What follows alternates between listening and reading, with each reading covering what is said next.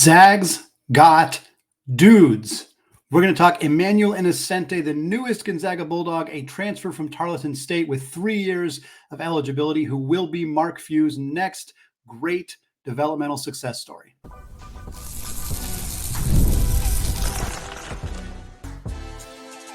You are Locked On Zags, your daily podcast on the Gonzaga Bulldogs. Part of the Locked On Podcast Network, your team every day. What is going on, y'all? Welcome into the Locked On Zags podcast, part of the Locked On Podcast Network, your team every day. I am your host and longtime Gonzaga podcaster, Andy Patton, here to bring you news and updates on all things Zag athletics. Today's episode of Locked On Zags is brought to you by FanDuel. Folks, make every moment more. Right now, new customers who join today will get $150 in bonus bets guaranteed. That's $150 win or lose. So visit FanDuel.com/lockedon today to get started.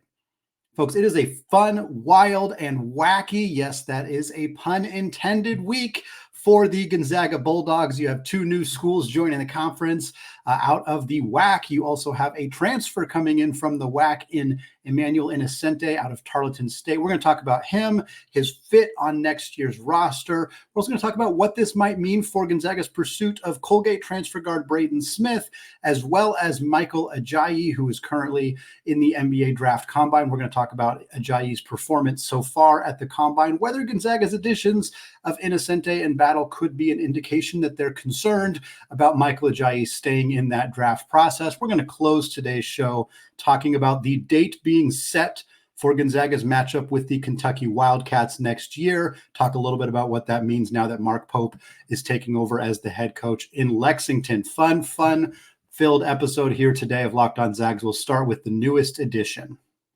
And if the name sounds familiar, we've talked about Emmanuel Innocenti a handful of times already on Locked On Zags. I believe it was April 26th episode was dedicated to Innocenti. At least the first segment was. We talked about his fit at Gonzaga, what that might look like. This was before the Khalif Battle edition. This was before the Braden Smith rumors. So things have changed a little bit, and we will talk about some of those differences. But he is a player we have already discussed as a potential target for Gonzaga, somebody we knew that the Zags had reached out to and contacted about 3 weeks ago. Innocenti is a 6'5" Italian guard. He played last season for the Texans of Tarleton State, again in the Western Athletic Conference. They actually finished second in the conference last year behind Grand Canyon, future WCC member there.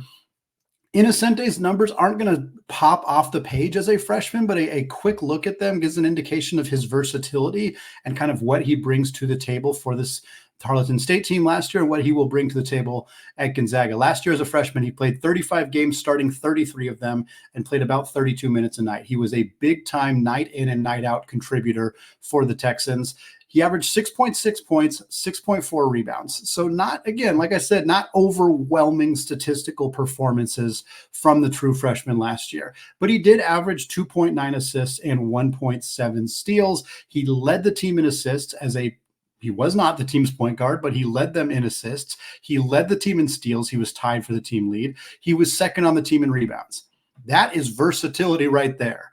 There are not a lot of players in college basketball, and I was not going to do the research to pull this, but the amount of players who led their team in assists and steals and were second in rebounds, probably a pretty small group. And the group that it is probably also going to be a little higher in scoring. I think Innocenti was fourth or maybe even fifth on the team in scoring. So again, that's kind of the area of his game that hasn't really grown and developed. But where's a better place to go to improve your offensive efficiency and output than Gonzaga? There may not be a better program in college basketball if you want to develop your offensive game than joining Mark Few and the Gonzaga Bulldogs. Last year, Innocenti shot about 47% on two-pointers. That was about 3.5 attempts per game. He was a little under 31% from three on about 2.2 attempts per game. He was 80% from the free throw line, although very small sample size there, only about 1.5 attempts per game. He was an all-WAC defensive team member. He was an all-WAC freshman team member. He finished fifth in the WAC in defensive win shares, fourth in steals per game. This was one of the best defensive players in the Western Athletic Conference last year, one of the best freshmen in the conference last year as well. He also did demonstrate some scoring ability throughout the season. He had 8 games where he finished in double figures. That included a career-high 19 points against UT Arlington. That included an 11-point, 13-rebound double-double against Cal State Bakersfield. That included a 12.7 rebound, 4-assist, 3-steal performance against Seattle U, which led to a staff member for Seattle U direct messaging me on Twitter very shortly after Innocenti's commitment to say, this kid really messed with us last year. He's very, very good. You guys got a really good player. Wanted to throw that mention out there as well as our friend Kyle, who's been on the show before. He runs the WAC Sports website and WAC Sports podcast. He also alluded to how good and impactful Innocenti can be and was last year for Tarleton State. Now let's look at the fit here, because the obvious kind of part of this conversation is, for those of you who've been listening to the show once, twice, 6 times, 10 times, 15 times, you have probably heard me talk about the fact that Gonzaga has a pretty darn full rotation for next season. There is not a lot of room for playing time for Innocenti in his sophomore year in 2024-25. There is no possible other way to spin this. Ryan Nembhard, Nolan Hickman, Michael Ajayi, Ben Gregg, Graham Ike. That is the expected starting lineup for Gonzaga next season. You will have Khalif Battle coming off the bench, likely one of the most prolific sixth men in the entire country. You will have returnee Dusty Stromer coming off the bench. You will, of course, have Braden Huff coming off the bench in the front court. And then you will get Steele Venters coming back from missing a full season with that ACL injury. Venters, assuming he is healthy, is going to step into a role as well. That is 9 players in the rotation, all who are expected to play significant minutes. Mark Few almost never plays 9 players a full rotation. It almost never happens. The odds of it being 10 are astronomical. I mean, we just say it simply. It's not going to happen. Gonzaga will not run a 10-man rotation next year. So unless something changes, and we will talk about Michael Ajayi, who's in the NBA draft process, unless something changes, Innocenti's odds of being a significant contributor for Gonzaga next year are basically 0. And even if Michael Ajayi does leave, Innocenti bumps from 10th to 9th. Still probably not a lot of guaranteed minutes there at all. And I say this not to denigrate him. I say this not like it's some kind of surprise. I assume that these are the conversations that have happened. This shouldn't be a surprise to Innocenti. If it's not a surprise to me, if it's not a surprise to many of you who are regular listeners to the show, it shouldn't be a surprise to the player joining the program. That doesn't mean he's not going to compete for minutes. That doesn't mean Mark Few's not going to seriously consider giving him minutes if he proves that he earns them. That doesn't mean he's incapable of earning minutes over Dusty Stromer or over Steele Venters. He could. If he plays well, if he brings to Gonzaga things that those guys don't bring, he could earn playing time. He's a very good defensive player. He has very active hands on defense. I think that the athleticism and the defensive instincts could earn him playing time. He's probably a better impactful defender than Steele Venters right now. Dusty Stromer probably has him, especially because he's got a year in the system under his belt, but there's a possibility that he could carve out a role in that way. But I think it's very unlikely to happen this year, and pretty much 0 if Michael Ajayi is in the mix. This is a move for the future. Emmanuel Innocenti has 3 years of eligibility left. After 3 years of eligibility left, period. Next year, 2 years after that. Gonzaga is bringing him in for the ability for him to contribute to this team in his junior and senior year. What Gonzaga was able to sell him on was the fact that he should join the team now, learn the system without having the pressure of having to be thrust into the rotation and playing big minutes right away.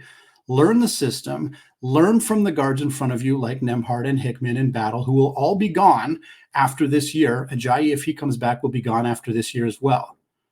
Learn from those guys. Learn the system, learn the offensive sets, the defensive sets, learn how they navigate pick and rolls, how they find open guys, how they get to their spots, what they do in those sets. Learn it all. Be a sponge.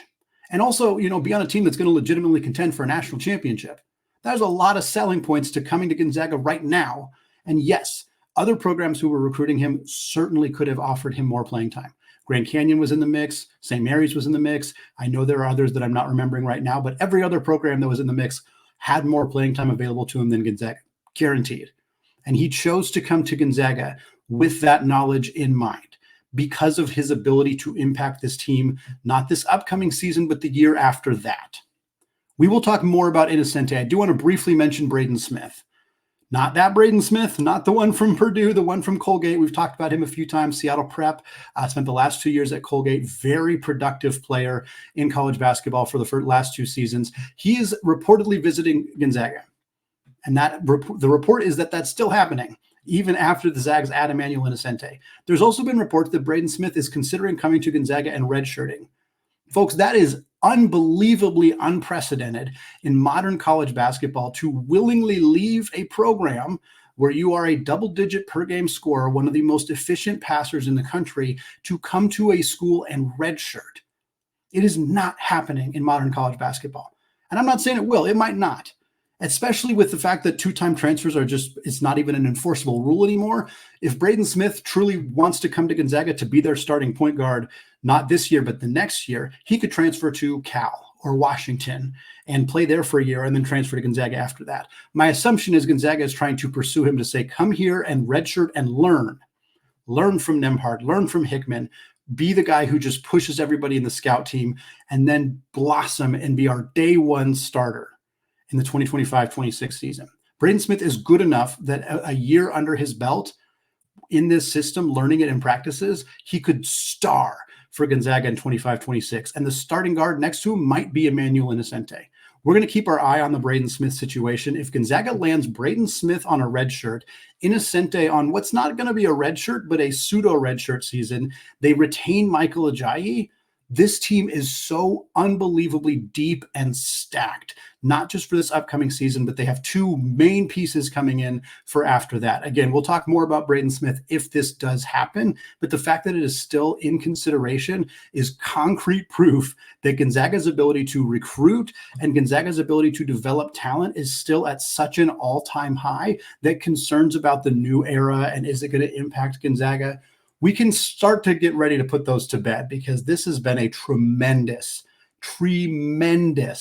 offseason for Mark Few and the Zags. We do want to talk, though, about if the Zags are preparing for a world without Michael Ajayi, because not only do they make an addition that could conceivably be, a player you'd bring in to replace him if he's not going to be around, but Ajayi is also playing really darn well at the NBA Draft Combine. We're going to talk about that and what it means for the Zags in just a second. Right after I tell you that today's episode is brought to you by FanDuel. Folks, it is playoff time in the NBA and Stanley Cup playoffs in the NHL. Baseball is in full swing, and FanDuel is your place to bet on every single game. Because right now, new customers will get $150 in bonus bets guaranteed. That's $150 win or lose. So bet on everything from slap shots to home runs to slam dunks, all in an app that is safe, secure, and super easy to use. Right now, as I'm recording this, Gonzaga's odds to win the 2025 National Championship are at plus 1,800. They were at plus 3,000 at the end of the season. And folks, they're probably going to go down again with Gonzaga making another addition. So if you want to capitalize on the amount of money you could make betting on this Gonzaga team to take it home in 2025, then what are you waiting for? Visit FanDuel.com/lockedon right now and make your first bet an automatic W. FanDuel, America's #1 sportsbook.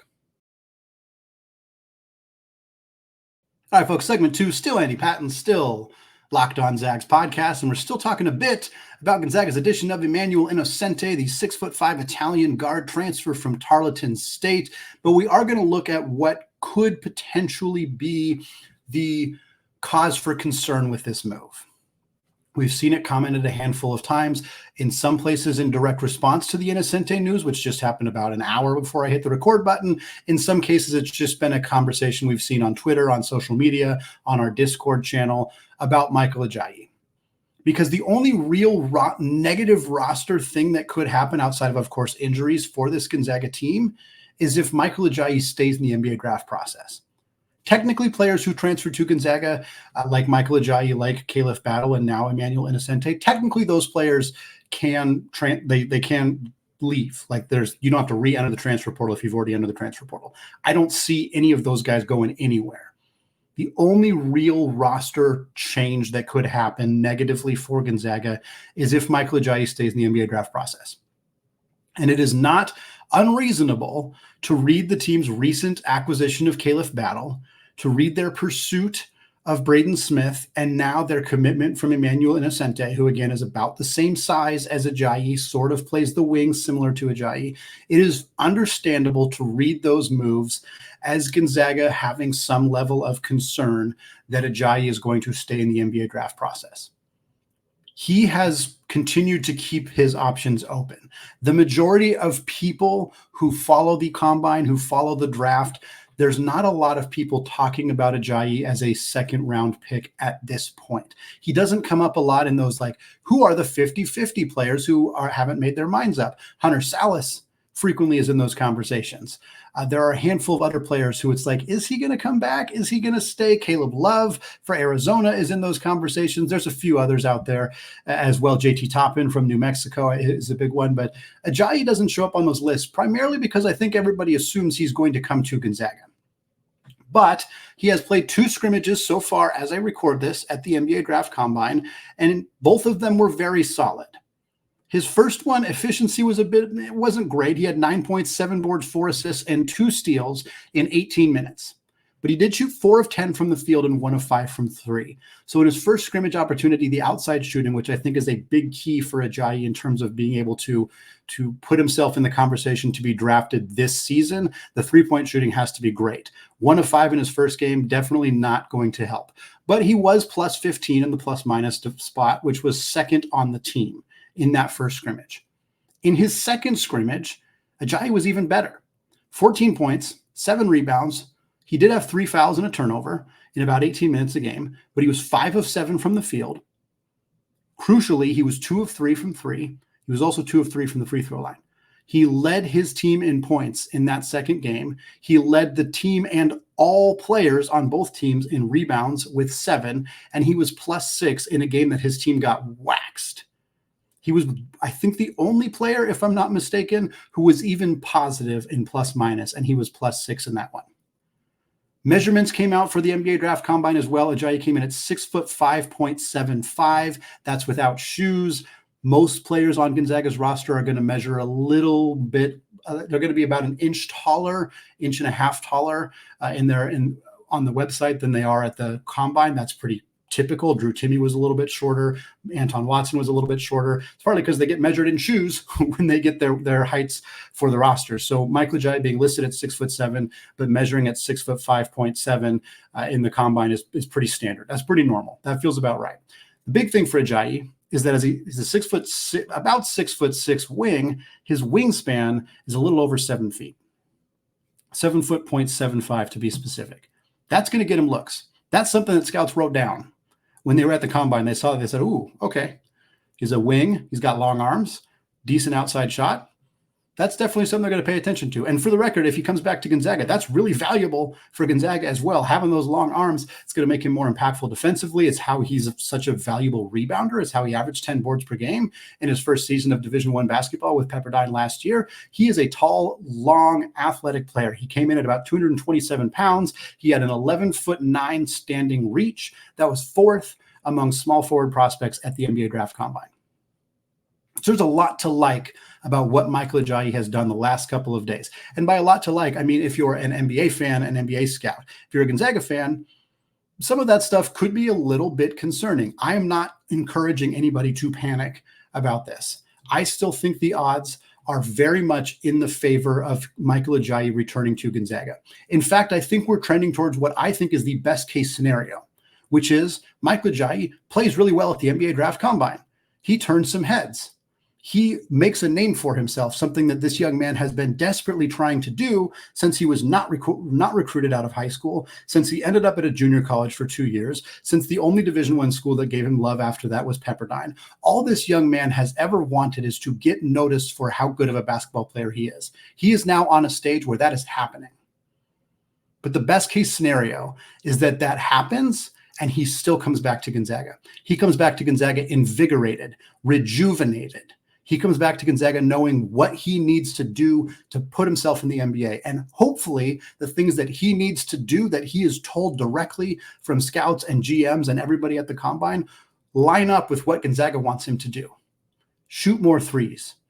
be a menace defensively, use his length and athleticism to disrupt ball handlers in screen actions defensively, be a really good rebounder as a 3 and potentially play some small ball 4. I do think Mark Few and the Zags are going to want him to play some small ball 4. I suspect that that's not really a role being identified for him at the next level, especially if he's 6'5" without shoes on. But that's maybe one of the only areas where I don't think it's going to be a problem or anything like that. It's just an area that's like, what the scouts want isn't necessarily what Mark Few wants, but everything else I think is going to line up. The Zags didn't bring him here to be a guy who doesn't fill an offensive role. He's here to shoot the basketball. He's here to score. He's going to do that, and he's going to get an opportunity to do that against teams like Kentucky and UConn and St. Mary's. Granted, he played St. Mary's while he was at Pepperdine, but he's going to get opportunities to do it with NBA caliber talent around him, with all-American talent at point guard and at center. He's going to get opportunities to play in the NCAA tournament, hopefully 3, 4, 5 games in the big dance. All of that should appeal to him. And Ajayi he spoke to Andy Catz, and he talked about wanting to come to Gonzaga. He talked about why he picked Gonzaga, their track record of putting players in the NBA. He talked about wanting to go to a team that he thinks is going to win the national championship. Those were direct quotes from Michael Ajayi talking about going to Gonzaga and winning a championship. I still think that he is more than happy coming to Gonzaga. But of course, his focus right now is on the NBA draft process, and it should be. It should be. If you're spending your time at the combine playing against the best of the best and getting an opportunity to play against scouts, and all you're thinking about is going to school, you should just drop out and go back to school. If you are truly serious about this, you got to be 100% all in. And it seems like he absolutely is. But I still believe that that is going to ultimately result in him coming back to Gonzaga with a better sense of where he is at as a draft prospect and what he needs to do in his final year of college basketball eligibility to become an NBA draft player. And I think that that's going to line up well with what Gonzaga wants him to do. And it's going to put him in a position to succeed and put this Gonzaga team in a position to succeed as well. The last thing I want to mention on this topic very quickly, Anton Watson was in the G League Combine. He unfortunately only got to play in one of the 2 scrimmages because he suffered an injury. Not any update as of right now on the severity of said injury. It doesn't seem like it was super serious, but it's hard to know. That unfortunately was part of the reason he did not get an opportunity to go to the NBA Draft Combine. Only playing 1 game in the G League scrimmage is an unfortunate development for Anton. Likely makes it a little bit more difficult for him to get drafted. He's still got workout opportunities over the next 6 weeks. So the dream is far from dead for Anton Watson. Just wanted to throw out there that is an unfortunate development for Watson's quest to be an NBA player. Well, we're closing out the show talking about Mark Pope, because the Mark Pope era at Kentucky will face an early test in his first season with the Wildcats against Gonzaga in Seattle. We have a date reportedly set for that matchup, and we're going to get into all of that in just a second.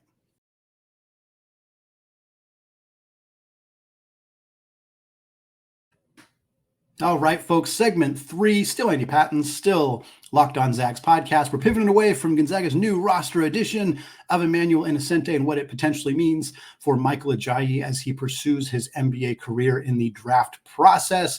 And we're talking scheduling. Gonzaga and Kentucky reportedly have a date set for their matchup at the Climate Pledge Arena this season.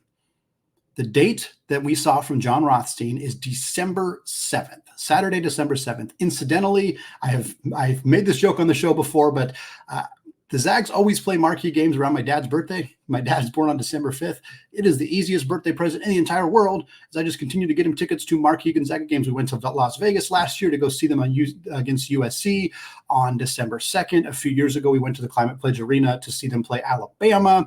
That was my dad's 60th birthday. That was an unfortunate loss for Gonzaga in that one. At least they made up for it with the win against USC. I have a feeling I'm going to be at this game in Seattle with my dad once again. It is the 3rd game in a 6-year series between Gonzaga and Kentucky, of course, initially agreed to when Kentucky's head coach was John Calipari. For all of his faults as a coach, John Calipari was very willing to schedule games against Mark Few. They are friends, and they played each other at Memphis, and we got this 6-year series. I remember when it first was set, and there was the return game in the Kennel.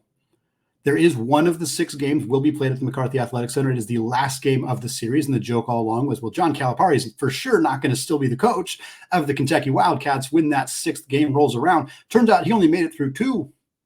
He only made it to 33% of those games, and he won 0% of them. Gonzaga won the first game at the Spokane Arena 2 years ago. Last season, they won in Lexington, a game that really catapulted Gonzaga's season. It was in mid-February. Gonzaga desperately needed a quad one win. They were coming off a loss to St. Mary's in Spokane. They felt like they needed that game. They didn't get it. Now there was a ton of pressure on them to go win in Lexington. They took care of business, rode that momentum into a 5 seed in the NCAA tournament, ultimately back into the Sweet 16 for the 9th straight year. Now it feels like this game is scheduled in a way that is going to be beneficial for Kentucky, because Kentucky has a new coach. Mark Pope, former BYU coach, a familiar foe to Gonzaga, somebody who has had more success beating Gonzaga in Spokane than pretty much any coach in all of college basketball, Randy Bennett included. Mark Pope has been very successful against Gonzaga, and now he's your head coach at Kentucky, a former Kentucky student athlete. He was the captain of the team that won the championship in 1996 under Coach Rick Pitino. He is now the head coach in Lexington, and every single scholarship player who was on Kentucky's roster last year is gone. Every one of them has entered the transfer portal or declared for the NBA draft. All but one of their incoming freshmen that were committed to the program prior to Calipari's departure are gone as well. Mark Pope got to go to Kentucky with what I assume is a very large amount of NIL money and got to just build a roster from scratch. And the roster that he's built up to this point, folks, is pretty good. It's pretty good. But team cohesion, team camaraderie, putting all the pieces together, that's a challenge. And in the modern era, it's a challenge a lot of coaches are really facing in a significant way. And while Gonzaga has been impervious to a lot of the modern aspects of college basketball, they were not to this last year. This was a problem for them. They struggled early in the year because players were not used to playing with each other. You replace your starting point guard, you replace your starting center. Like, every position was different last year. Effectively, Nolan Hickman was playing a new role. Like, Anton Watson was playing a new role. He was like the most similar to his previous time at Gonzaga. And even that was still a different role for him. And Gonzaga struggled because of that. Once they found the pieces, obviously they cruised from there. And as we said, had a very successful season. Now, next year, that's not going to be a problem for Gonzaga.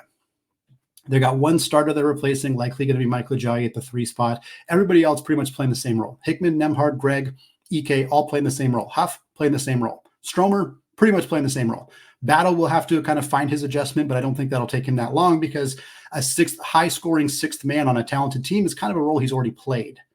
Michael Ajayi, I think he'll find his spot. Steele Venters, he's got a year in the system, so I think he'll find his spot. Kentucky, meanwhile, they're not going to have their stuff together by December 7th. It's not going to happen. That's a huge advantage for Gonzaga. But it's also a really good opportunity for Kentucky to figure out, how close are we to being where we want to be? Because if they come out and play a competitive game against Gonzaga and lose, in part because they have careless turnovers and you can tell they're just not used to playing with each other, you're probably going to consider that a win if you're Mark Pope in Kentucky. Like, okay, we went into a hostile semi-road environment with a team that has only played together for a month, and we had a competitive game against Gonzaga. Obviously, if they win, we're going to be talking about Kentucky as a very, very dangerous team next year. If they go out and get smashed by Gonzaga, then Mark Pope's got to figure out, okay, what do we need to do to change? All that to say, this is a great situation for Kentucky, and it's not a bad situation for Gonzaga at all. Playing a good Kentucky team in Seattle in December, great for Gonzaga. Also great for Kentucky, and that's what makes me excited about this game. I think the timing worked out really well. When the game was in February last year, it worked out really well for Gonzaga. I understood why Kentucky tried it. It didn't really work for them, but they had issues well beyond that game last year in Lexington. But I think that last year's game was scheduled in a way that was advantage for Gonzaga, and I think this year it will be a good advantage for both. And I can see the appeal of why this is a strong timeline for this game for the Kentucky Wildcats. Going to give you a quick look at their roster, because some of you are like, I don't know a single player on Kentucky's roster. Now you do. Here we go. Starting point guard, Kerr Kriisa. Sound familiar? Sure should. Was the starting point guard at Arizona for a couple of years, was at West Virginia last year. Other guard, Lamont Butler. If that sounds familiar, it probably should as well. He's been at San Diego State the last couple of years, hit that game winner to advance the Aztecs past Florida Atlantic to go to the national championship 2 years ago when they lost to UConn. Kobe Bray was the most effective three-point shooter in the country last year at Dayton. He joins this team as well. Otega Owe is a tough-nosed, physical small forward from Oklahoma. Brandon Garrison is a high-upside power forward from Oklahoma State. Andrew Carr is another big man coming over from Wake Forest. Amari Williams is a shot blocker coming over from Drexel. Then they got 3 freshmen joining the team. One of them is Colin Chandler, who was actually in the 2022 recruiting class, but he spent the last 2 years on a Mormon mission. He was initially committed to BYU. As of now, he's actually the only player following Mark Pope from BYU to Kentucky. They also retained Travis Perry, the all-time leading scorer in the state of Kentucky high school basketball. He was the only commit that was previously committed to Kentucky that stuck with it after the coaching change. They also flipped Trent Noah, who was initially committed to South Carolina. He is a native of Kentucky, and he has flipped his commitment to join the Wildcats for next year. I'm excited about the Mark Pope era. I know there's been some jokes, some laughs. This team was 5th in the WCC 2 years ago, and now their coach is at Kentucky. Yeah, that's all true. It's a factual statement. I think Mark Pope's going to do a really good job at Kentucky. I don't think his team's going to be great by December 7th, and I think that gives Gonzaga an opportunity to pick up a win that hopefully will age very well. The kind of win where it's maybe a quad 2 on December 7th, and maybe it's a quad 1A by March. That's the kind of win I think this could be for Gonzaga. It's certainly no guarantee they win this game. Of course, this Kentucky team is very talented. Just the pieces will have only probably played 7 or 8 games together by the time this game rolls around in December. It's going to wrap it up for us today here on the Locked On Zags podcast. Thank you so much to those of you who have made the show your first listen or your first watch of the day. This continues to be an insane week, a wacky week, as I said, for the Zags. We're going to have a fun show on Friday as well with more conversation about conference realignment, more conversation about the 2 new schools joining the WCC. Of course, continuing to look at this roster with Emmanuel Innocenti in the mix now as well. Thanks again for listening, and until next time, as always, go Zags.